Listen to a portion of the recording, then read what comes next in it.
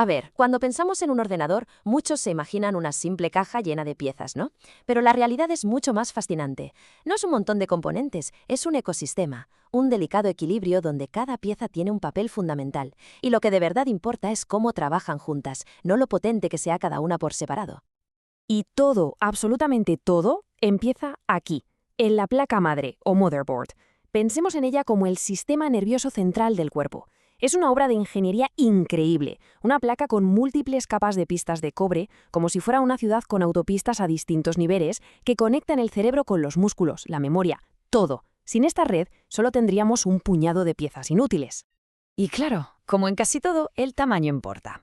Las placas base vienen en diferentes formatos. Esto va a definir no solo cómo de grande será la caja del ordenador, sino también cuántas cosas podremos conectar, desde una torre ATX estándar con mucho espacio hasta un sistema mini ETEC súper compacto para el salón.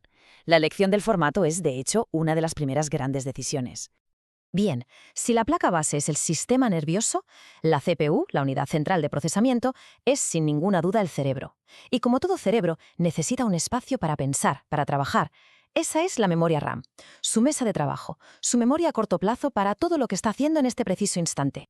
En el mundo de los procesadores, el mercado está dominado por dos gigantes, Intel y AMD. Y aquí viene lo más importante, el punto clave. No son intercambiables. Es como intentar meter una llave de una marca de coche en la cerradura de otra. No va a funcionar, porque usan diseños físicos totalmente distintos para conectarse a la placa.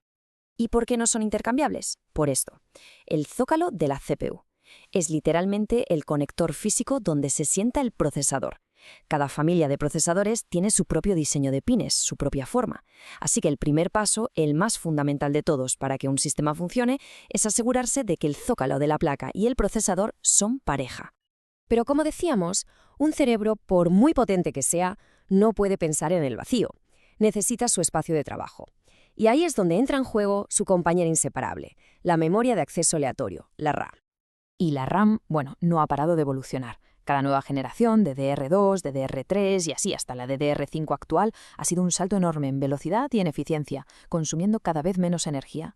Pero, y esto es una regla de oro, no son compatibles entre sí. Una placa para DDR5 no aceptará módulos de DDR4. Tienen un número de pines distinto e incluso la muesca física está en otro sitio para que no haya errores. Vale, si la RAM es la memoria de ahora mismo, el almacenamiento es la biblioteca, la memoria a largo plazo.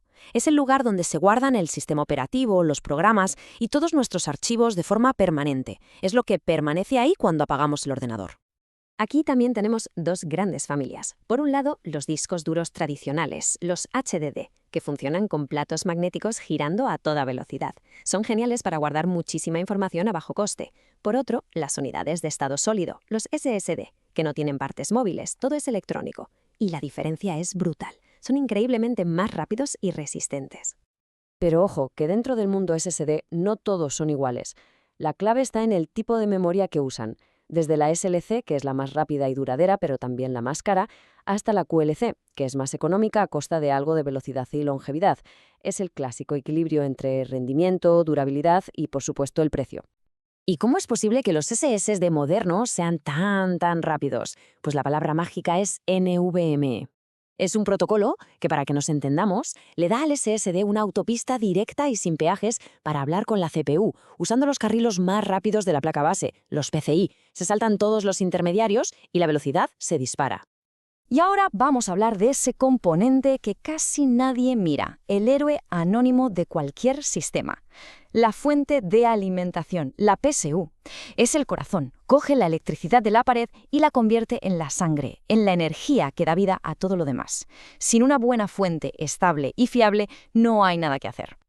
Su trabajo parece simple, pero es absolutamente crítico. Transforma la corriente alterna del enchufe, que es muy inestable, en corriente continua, limpia y con voltajes precisos. Es como un chef que convierte ingredientes brutos en un plato perfectamente equilibrado para los delicados componentes electrónicos. Y no da un solo tipo de energía, sino varios.